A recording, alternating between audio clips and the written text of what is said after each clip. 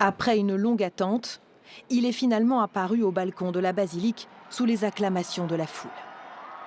Fatigué et à bout de souffle, François n'a pu dire que quelques mots. Chers frères, chères sœurs, joyeuse Pâques. Buona Pasqua.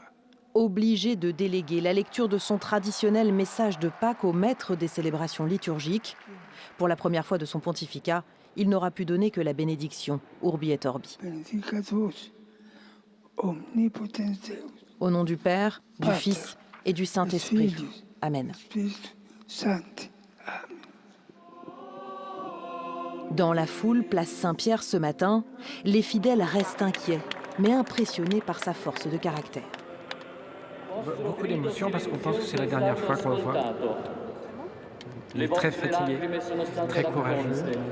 Il est fatigué, mais il avait envie de montrer qu'il est là avec nous, donc ça c'est important. Malgré la fatigue, depuis sa sortie de l'hôpital il y a un mois, François, toujours en convalescence, veut montrer qu'il occupe le terrain. Il n'a cessé de multiplier les apparitions surprises en marge des rencontres et des cérémonies. Une fois même, sans ses habits de pape, vêtu d'un simple poncho dans la basilique Saint-Pierre. Encore ponctuellement sous assistance respiratoire, le souverain pontife semble clairement pressé de reprendre ses activités. Et lors de cette semaine sainte, c'est sous les acclamations qu'il a maintenu sa visite avec les détenus de la prison Regina Coeli de Rome, répondant même aux questions des journalistes à la sortie.